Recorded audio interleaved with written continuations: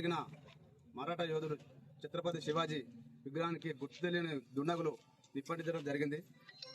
దీన్ని మేము కాంగ్రెస్ పక్షాన ఏమైనా చర్యగా భావిస్తాను. ఆ దుండగులు ఎవరిలో త్వరలో శిక్షించాలని పోలీసు వారిని కూడా కోరుతాను. దీన్ని ఈ దుండగులు గుర్తు తెలియని దుండగులు అంటించడం ఏదో ప్రమాదవశాత్తు జరిగిందో ఇది తెలియదు. దీన్ని కాంగ్రెస్ పార్టీకి రుద్ది కాంగ్రెస్ నాయకులే ప్రమేయం ఉన్నదని బీఆర్ఎస్ బీజేపీ నాయకులు ప్రోత్సహించడం సరైన పద్ధతి కాదు. ఇది రేపటి మండల కాంగ్రెస్ పక్షాన కాంగ్రెస్ పార్టీ అంటే పార్టీ కులాలకు మతాలకు అతీతంగా ఉండే పార్టీ, కులాల మధ్య స్విచ్ పెట్టి మతాల మధ్య స్విచ్ పెట్టే పార్టీ కాదు. సబ్బండ వర్గాలను కలుపుకపోయే పార్టీ. ఇది 140 ఏళ్ల చరిత్ర ఉన్న కాంగ్రెస్ పార్టీ. దీన్ని కాంగ్రెస్ పార్టీని బదనాం చేసే ప్రయత్నం బీజేపీ బీఆర్ఎస్ ప్రభుత్వం బదనాం చేసడం కరెక్ట్ కాదు. దీన్ని నేను తీవ్రంగా రేపటి మండల కాంగ్రెస్ పార్టీ పక్షాన తీవ్రంగా ఖండిస్తున్నాం. రేపర్తి మండలం బందనపల్లి గ్రామంలో నిన్న రాత్రి జరిగిన సంఘటన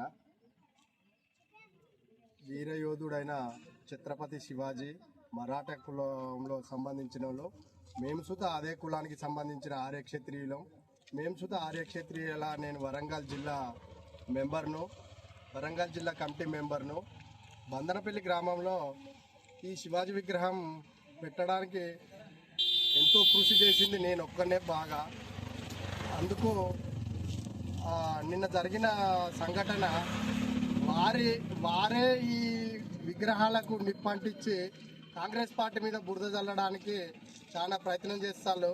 కాబట్టి వారు అంటించినట్టు ఈ పోలీస్ శాఖ వారు అతి తొందరలో ఎవరు అంటించినో వాళ్ళే పోలీస్ శాఖ వారు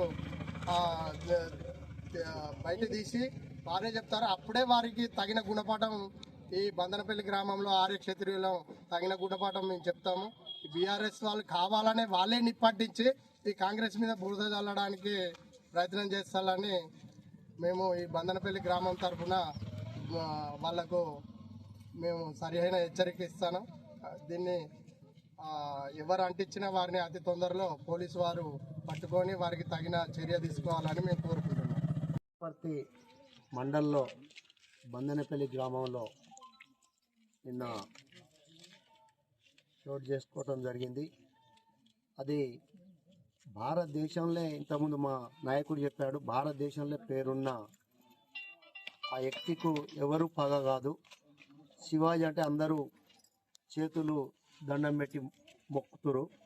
ఎందుకంటే గతంలో కూడా ఇదే విధంగా చేశారు టీఆర్ఎస్ పార్టీలు, టీడీపీ ఉండేప్పుడు. ఊకల గ్రామంలో వాళ్ళ వ్యక్తిని తీసుకొచ్చి అంబేద్కరు ఏళ్ళు ఇరగొట్టి అక్కడ మా నాయకుడు ఉండే కుమార్ని ఆయన పేరు మీద ఈయన ఇరగొట్టిండని కేసు పెట్టడం జరిగింది. తర్వాత పోలీసు వాళ్ళకు మేము ఒక్కటే అన్నాం, మావోని మీద వచ్చింది కాబట్టి అది ఎంతవరకైనా శిక్ష చేయండి అని మేము చెప్పటం జరిగింది. కానీ తర్వాత సర్వేలో పక్కా టీఆర్ఎస్ పార్టీ లీడరే ఇరగొట్టిండని అతనే ఒప్పుకున్నాడు.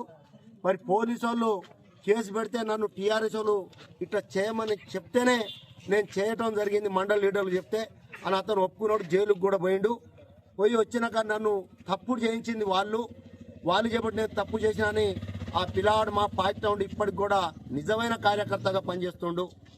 అంటే దీన్ని చూస్తే ఇక్కడ టీఆర్ఎస్ పార్టీ ఇలాంటి చేస్తానికి ముందడుగులో ఉంటారు ఎక్కడ కూడా.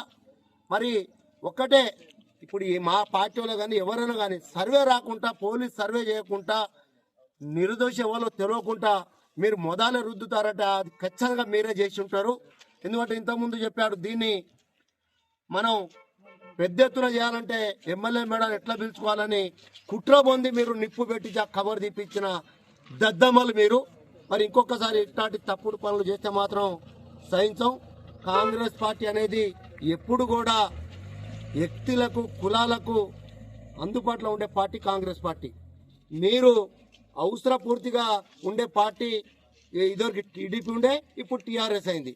టీడీపీ కూడా ఇట్లా చేయబట్టి నామరూపం లేకుండా అయింది. అతి త్వరలో కూడా టీఆర్ఎస్ పార్టీ కూడా నామరూపం లేకుండా అవుతుందని చెప్పడం జరుగుతుంది.